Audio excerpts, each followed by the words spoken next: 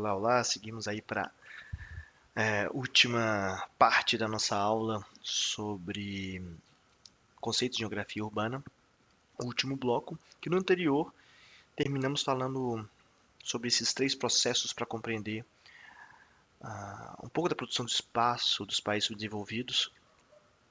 É claro que é uma pincelada nesses três grandes conceitos, desses processos, e com certeza não dá para explicar todo o que ocorre, né? Sobre esse assunto e o que tem muito a ver com a próxima aula, na verdade, aqui nós já podemos dar uma introduzida para compreender melhor essa produção de espaço e até mesmo algumas dinâmicas desses espaços até então, né, na época chamado Terceiro Mundo. Recomendo muito a leitura desse livro do Milton Santos, O Espaço Dividido. É um, é um livro, um clássico, né, que ele junto com outros autores vão tentar explicar a, a formação da, vamos dizer assim, do mercado informal, do trabalho informal. Porque, vamos dizer assim, porque não é bem isso. Né? Milton Santos deixa bem claro, na verdade, que não quer dizer isso do trabalho informal que acabou sendo gerado na, nessas cidades, no processo de urbanização desses países pobres. Porque não é por esse caminho que ele quer dizer, né? A formal e informal. Não é esse dualismo que ele procura propor. Ele vai chamar de circuitos da economia. O circuito superior e o circuito inferior, em que o superior seriam aqueles que estão conectados com o sistema patronal, com o sistema bancário, e o inferior é aquele que está mais ligado ao amadorismo, a relação direta do dono do negócio, do pequeno negócio com o comerciante, com o consumidor. É algo que é bem complexo, né? Tem vários, né? É um livro inteiro falando sobre esse assunto, definindo tanto o circuito superior quanto o inferior. E, bom, eu falo isso porque esteve muito presente na minha tese, principalmente pela contribuição de outros autores que vão beber dessas contribuições do Milton Santos, inclusive o MacG, que vai tentar explicar as cidades com o que ele chama de protoproletariado, quer dizer, essas cidades do terceiro mundo acabaram abarcando o chamado que não é bem o dono do meio de produção e também não é o camponês e também não é o proletário, é o protoproletariado, né, que Marx vai dizer que é aquele que está no processo de se proletarizar, mas que ele vai explicar que essa formação do protoproletariado tem muito a ver com a economia camponesa, e esse é o grande interface que eu faço com a minha tese, porque eu tento entender que nas cidades, vamos colocar aí brasileiras, mas de grandes países subdesenvolvidos, né? Desculpa, das grandes cidades dos países subdesenvolvidos, essa economia do circuito inferior pode ter uma conexão muito forte com a forma camponesa de se produzir, não a agricultura, mas todo o restante que envolve a comunidade, o senso de comunidade, a informalidade, enfim, não podemos falar sobre isso agora, mas é muito interessante, algo que tem muitas relações exploradas que vale a pena.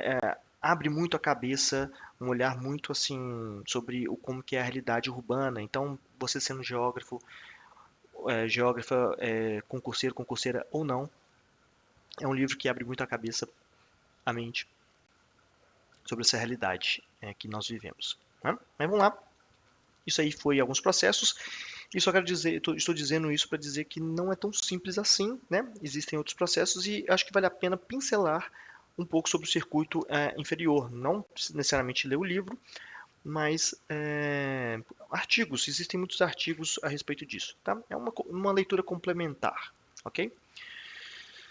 Mas seguindo, falamos aqui sobre, a gente está falando na verdade sobre a urbanização neoliberal, né? Que seria o processo de urbanização baseado em tudo aquilo que o neoliberalismo idealiza e se concretiza. Que é, se caso não tiver muito assim familiarizado com isso, volte na nossa aula ali sobre neoliberalismo. Acho que nós falamos disso na aula sobre geografia econômica. Tem uma aula dedicada só para o neoliberalismo e quais são seus significados, tá? E aqui, por que eu estou falando sobre isso? Para dizer sobre os consumos coletivos. O que é o consumo coletivo? Então aí nós temos esse texto, né? A cidade é composta por diversos equipamentos de consumo coletivo, que são elementos que prezam pela vida comunitária e democrática. Contudo, é cada vez mais comum o sucateamento destes em detrimento da privatização dos espaços e dos meios de consumo.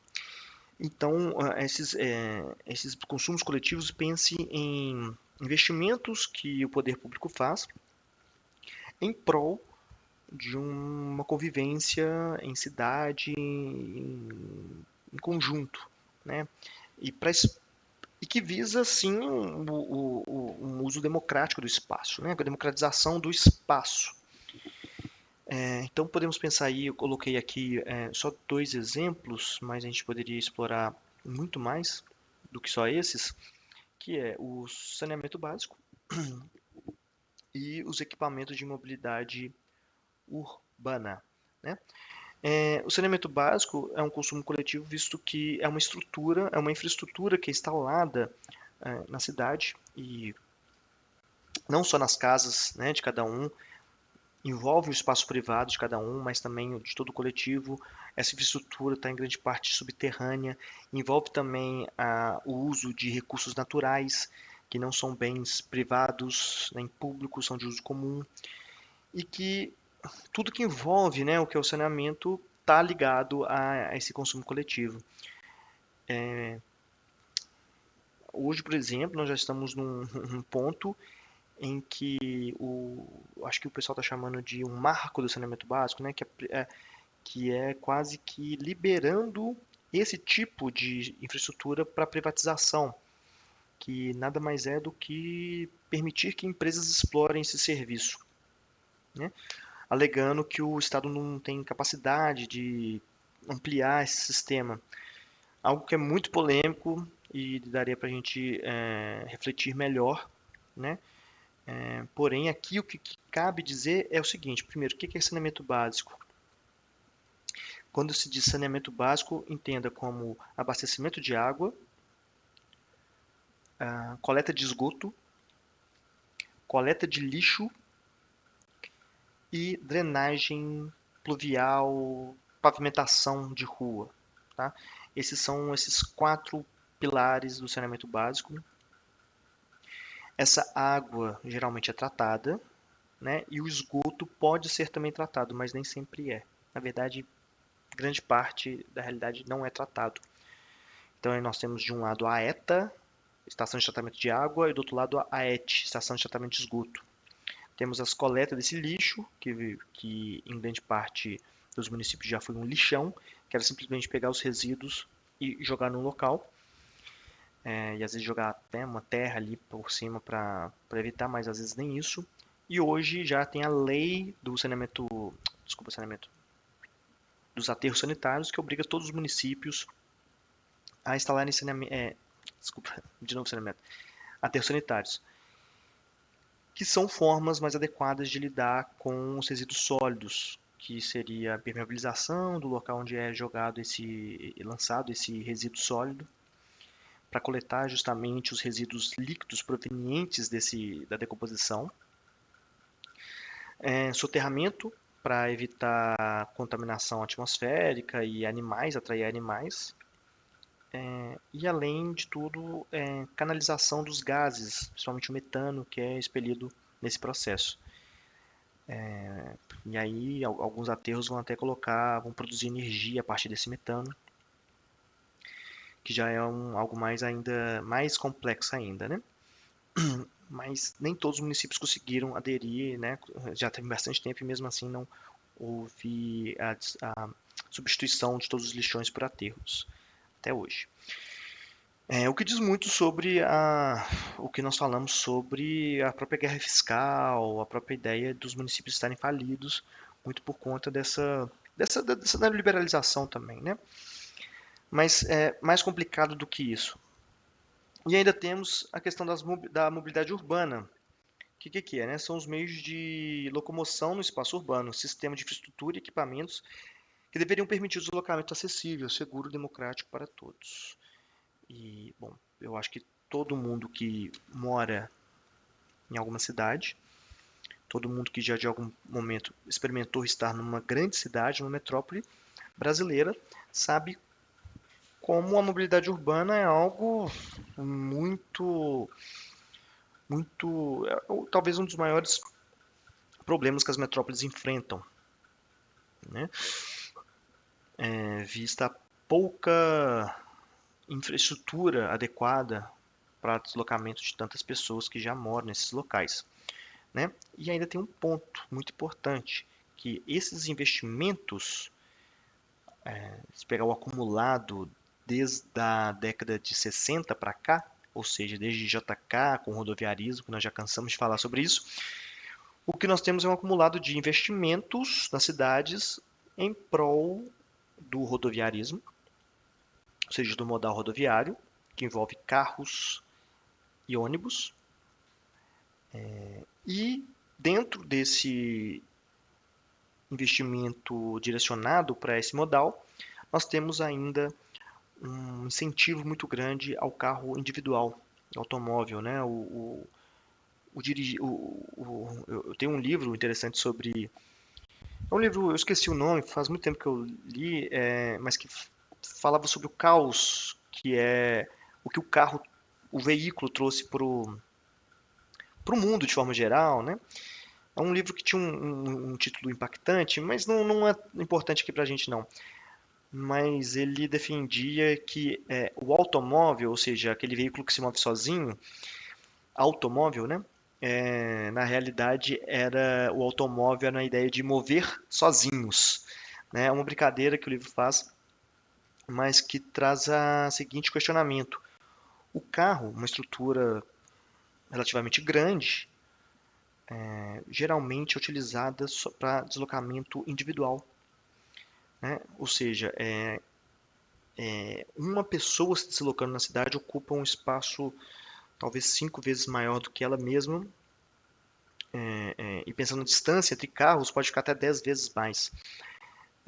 Ou seja, aquele trânsito, aquele engarrafamento, né, aquela saturação das vias, na verdade, não é por excesso de pessoas, mas por muito espaço somente para uma pessoa. Isso está muito dentro da questão neoliberal, visto a ideia do consumismo. E esse consumismo não são só de carros. Pensa nisso. O consumismo, nesse sentido, também é de combustível. Uma máquina, uma indústria muito forte, né, no mundo todo. Não precisa nem dizer sobre a indústria do petróleo. Mas e tudo que envolve o status do carro, né, principalmente no, na sociedade brasileira. E eu falo aqui do Brasil, porém a gente pode se estender para outras, né? A gente falava dos Estados Unidos, enfim, muitas outras. E eu gosto até muito dessas três imagens aqui, né? Aqui no centro, que mostra lá na figura lá de baixo um monte de carro, um próprio engarrafamento mesmo, né? Parece que é uma rua bem cheia, provavelmente ali no horário de rush. E na do meio está muito pequeno aqui, mas é um conjunto de bicicletas, né? A mesma quantidade de pessoas, porém em bicicletas, e a mesma quantidade de pessoas a pé. Claro que isso é hipotético, né? Visto que as pessoas não andam, os pedestres não andam tão juntos assim, só quando está em locais muito, né, cheios, né, como shows ou estações de metrô, enfim, algumas áreas que tem muita acúmulo de gente, e quem pedala, né, não pedala tão perto assim um do outro. Mas aqui é uma provocação do espaço utilizado pelas mesmas pessoas se elas estivessem em carro, né? E o mesmo mostra ali um ônibus, provavelmente esse ônibus vai estar lotado, mas que olha só, a rua está vazia, né? Então essa imagem que nós temos de estradas, avenidas lotadas, na verdade estão vazias, né? Se analisar os carros, né? Se for uma avenida cheia de carros, é uma avenida que na verdade vazia, né? E isso aí vai gerar uma explosão de problemas, não só de qualidade de vida, né? Porque a liberdade individual acaba afetando a liberdade coletiva, o bem-estar coletivo. E fora que não é só isso, para não se tornar mais caótico ainda, há um investimento contínuo e massivo para continuar aumentando essas avenidas e incentivando cada vez mais esse tipo de uso individual. Seja com investimentos na infraestrutura que voltada para isso, ou seja no sucateamento dos outros tipos de modal, né? Por exemplo, eu que moro em Belo Horizonte, desde a década de 90, ou até desde a década de 90, nós não tivemos uma expansão do metrô, né? Temos uma só linha e até hoje não houve expansão. Mas ao contrário disso, já tivemos vários investimentos somente para o rodoviarismo, com uma expansão de avenidas, com desapropriação de casas para a expansão delas. O que poderia ter sido para o metrô foi direcionado para o BRT, que é o Bus Rapid Transit, que é nada mais do que um ônibus com uma faixa exclusiva, porém reproduzindo a questão do rodoviarismo, e que não necessitava ser assim, né? Quer dizer, é muito focado num só tipo de modal. E quando falamos de transporte e mobilidade urbana, uma das primeiras regras, uma das primeiras regras importantes para se pensar na mobilidade urbana é a diversidade de modais de transporte, a integração desses modais de transporte. Quanto mais modais, né, mais saudável pode ser a mobilidade urbana de uma cidade, né? Aliando carros, bicicletas, pedestres, metrô, enfim, o conjunto desses modais é algo muito importante, certo? Lembrando, ser democrático, né, nesse momento, nesse ponto. E por fim, nós temos ainda essa última imagem aqui, que é clássica, né? Eu acho que eu até falei sobre isso quando a gente estava falando sobre Xangai, no caso clássico de Xangai, que nós temos aí o Rio de Janeiro, em 1993, e Xangai em 93. Rio de Janeiro com duas linhas de metrô e Xangai sem metrô. Em 2013, nós temos uma leve expansão das linhas de metrô do Rio de Janeiro e nós temos a construção de um sistema muito complexo de metrô em Xangai. Talvez, como nós vimos lá, o mais complexo de todos. Ou seja, tiveram o mesmo tempo, né, para poder expandir, mas não houve essa expansão. Por que não houve? Isso é uma questão que eu vou deixar para reflexão, mas muito voltada para a ideia dos impactos do neoliberalismo, que geralmente fazem o quê? Que o governo, ou aí no caso, geralmente essa verba vem dos governos da instância federal e no máximo ali estadual, que faz essa infraestrutura. Ela que produz essa infraestrutura de metrô. A iniciativa privada geralmente pega só a concessão depois que ela está pronta, né? E para explorar e fazer administrar ali as linhas e tudo mais. Só que construir é dinheiro público. E esse dinheiro público, no momento que ele sai de cena, né? Essa é uma das consequências, ok? Vamos lá, vamos seguindo. Vou falar rapidamente sobre isso, que são também consequências de da produção do espaço, né, desordenado, muito ligado também ao neoliberalismo. Que é a diferença entre enchentes, inundações, alagamentos e enxurradas. Olha só o que está no texto. A forma de uso e ocupação do solo pode gerar grandes problemas relacionados à drenagem de águas pluviais durante o período chuvoso. É importante identificar diferentes causas e consequências. Nós temos aqui uma cidade hipotética, né, e seus vales. Nós temos ali, quer dizer, desculpa, um vale só. Vou explicar por quê. A gente tem ali um rio. E aí está bem pequenininho, mas vocês podem dar uma olhada com mais de perto. São 3 níveis que esse rio toma. No momento da chuva, nós temos a situação normal, né? Que é ali quando a gente for falar sobre parte mais da geografia física, a gente vai falar sobre o leito menor, leito maior, várzea e tal, mas aqui a gente pode entender só como situação normal. E que há uma chuva muito forte e essa chuva causa uma enchente. O que que é uma enchente? Enchente, aí, olha lá embaixo o esquema que eu fiz. Enchente, aí, vê o que está dentro daquele traço. Está relacionado à ocupação de várzeas e canalização de rios, ou seja, a cidade se aproximou muito do rio, o rio tem essa. Ela enche naturalmente, e aí o rio é, é, acaba, na verdade, voltando para o estágio natural dele, e a cidade que invadiu esse rio, mas também pela impermeabilização do solo a montante. O que isso significa? Que não só próximo ao rio, mas todas as construções, edificações, pavimentação e retirada de áreas verdes que há em toda a bacia hidrográfica, ou seja, até no alto do morro, tem parte dessa enchente. Porque uma vez que impermeabilizou, a água não tem mais como infiltrar no solo, então ela corre direto para o rio. Algo que na natureza seria demorar horas, dias ou até mesmo anos para chegar, quando a cidade, esse sistema super impermeável, a água acaba chegando em minutos ou segundos. Ou seja, o rio não aguenta, não tem como aguentar muita água de uma só vez. Tanto que, assim que a chuva para, o rio desce rapidamente, né? Então, na verdade, ele vira quase uma calha de drenagem. E temos depois uma outra situação que é a inundação. A inundação já seria casos muito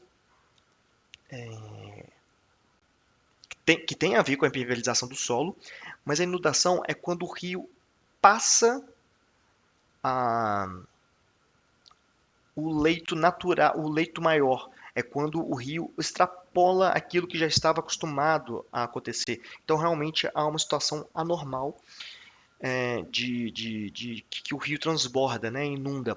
E isso ficou muito comum nas cidades por conta desses dois processos que eu já falei.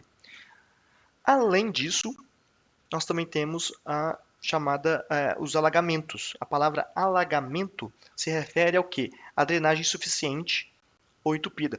Então, tudo que você vê ali, né, na TV falando, o problema das enchentes é a quantidade de lixo que tem, que tope os bueiros ou rios, né? Isso é, em certa medida, verdade, visto que eles podem entupir essa drenagem e podem atrapalhar a vazão. Porém, isso é uma só questão. A grande parte do problema está na ocupação de vases, na canalização de rios e na impermeabilização do solo. Esses são os mais fortes nesse processo. Tá? Principalmente o seguinte: para resolver o problema de enchentes, se não houver mais lixo na rua, se não houver mais lançamento de lixo entupindo os bueiros, as enchentes vão continuar. Porém, se de alguma forma as cidades conseguirem tornar mais permeáveis, com mais áreas verdes, com pavimentos mais permeáveis, com sistemas de captação de água e filtração lenta nos prédios, nas casas, que poderia ser feito, né? Isso sim resolveria o problema. Ou pelo menos minimizaria a ponto de quase ser uma exceção e não regra nas cidades grandes, né? Existem projetos sérios de que os prédios, né, os edifícios, que toda aquela água que chove lança diretamente na rua, em vez disso, colocar em cisternas, para que essa água seja captada e que ela, ao longo dos dias, vá infiltrando. Pode também ser reutilizada, mas a ideia nem precisa ser a reutilização dessa água, mas só a infiltração já resolveria muito o problema de enchentes e todo o dinheiro que é gasto por causa disso, né? Porém, para se fazer isso, envolve um convencimento, né, da iniciativa privada, ou seja, de propriedades privadas, né, de fazer esse tipo de investimento. Algo que só seria possível com o que nós vamos ver no próximo slide, que é o Estatuto da Cidade.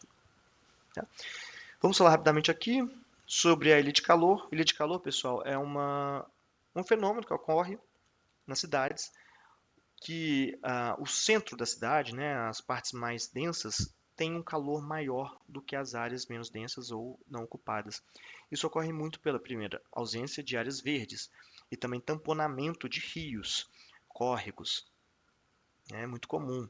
Provavelmente você andando em alguma cidade está passando por cima de vários rios sem sequer vê-los, porque eles estão tamponados.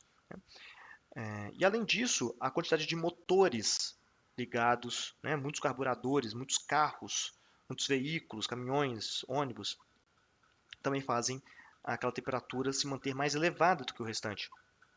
E podemos falar ainda do pavimento, né? A pavimentação, o concreto da cidade acaba também segurando o calor principalmente à noite, né? Capta calor durante o dia e emite durante a noite.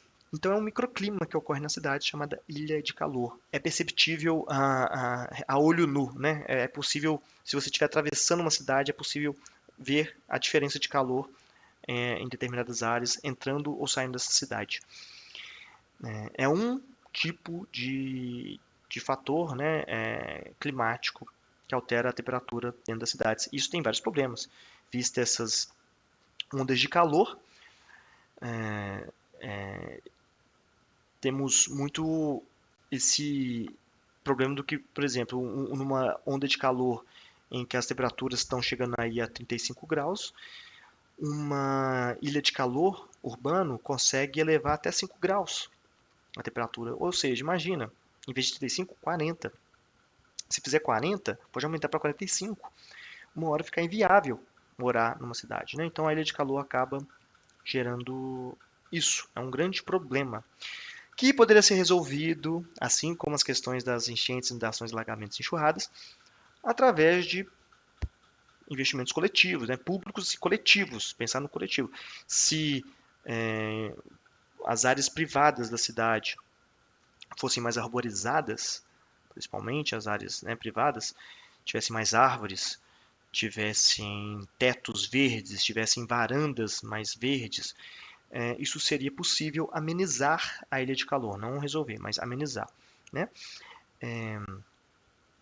Se as indústrias tivessem também esse cuidado, né, de poder não ter tanta áreas impermeáveis e pouco arborizadas, tão pavimentadas, também seria uma forma de reduzir. E também a quantidade de, mais uma vez falando, carburadores ligados na cidade, né? Então, se tivesse menos carros, menos motores fazendo combustão constantemente, não haveria tanta ilha de calor assim. Então, são várias soluções, mas que passam pela coletividade. Ainda nós temos a chuva ácida.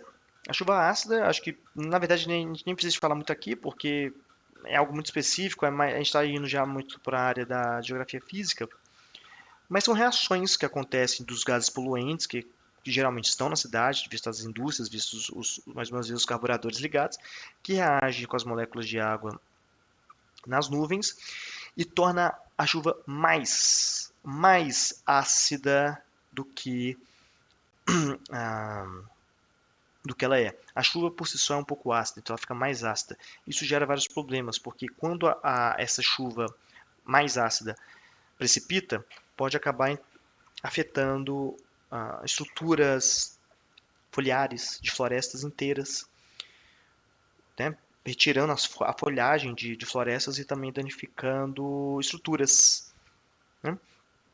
Isso aí é um problema muito cada vez mais recorrente e só também passaria por uma solução com a redução desses poluentes ou até mesmo a erradicação de alguns tipos de gases que emitem e fazem a chuva ácida. Tá? Pessoal, é o seguinte, temos ainda que falar sobre o Estatuto da Cidade, falar sobre as suas ferramentas de gestão da cidade, mas eu não queria falar isso correndo. Então, o que eu sugiro é que nós vamos deixar, né, esses assuntos para iniciar a próxima aula sobre espaço mundial e espaço no Brasil. O que tem tudo a ver, na verdade, tem muito a ver com o Estatuto da Cidade de uma lei no Brasil, então já é um contexto muito, muito bom para a gente. Tá joia? Então fica aí combinado para não ficar tão corrido assim. Tá joia? Um abraço e até a próxima aula.